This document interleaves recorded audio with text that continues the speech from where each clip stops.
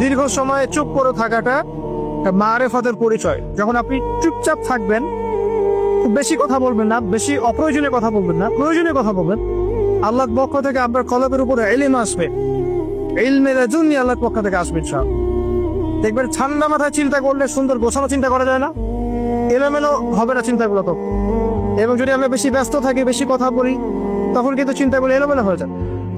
এটা বলা হচ্ছে প্রয়োজনীয় বিষয়গুলোর ক্ষেত্রেও কথার ক্ষেত্রে সতর্কতা অবলম্বন।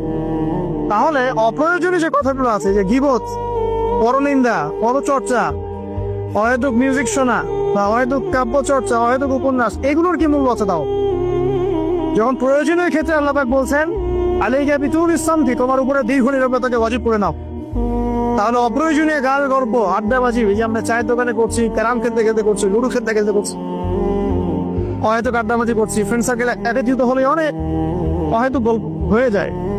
এবং বেশিরভাগ গল্পের ক্ষেত্রে হয় গীবত বা রিয়া বা আত্মপ্রদর্শন, তাই না, বা সমালোচনা। আর বাই দ্য ওয়ে, জাতি হিসেবে আমরা খুব বাচাল জাতি। আর আমরা কাজের চেয়ে কথা বলতে বেশি পছন্দ করি।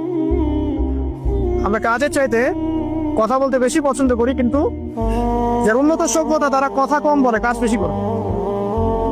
আমরা কাজের চেয়ে কথা বেশি বলতে পছন্দ করি, এবং কাজ যদি কোনো একটা করেছে দিই, যদি কাজ হয় 5 ডিগ্রির, আমরা কথা বলতে শুরু করি 100 ডিগ্রি।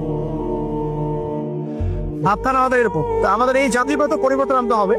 কথা কম বলি আমরা, আল্লাহ পাক কাজ বেশি করা তৌফিক দান করুক।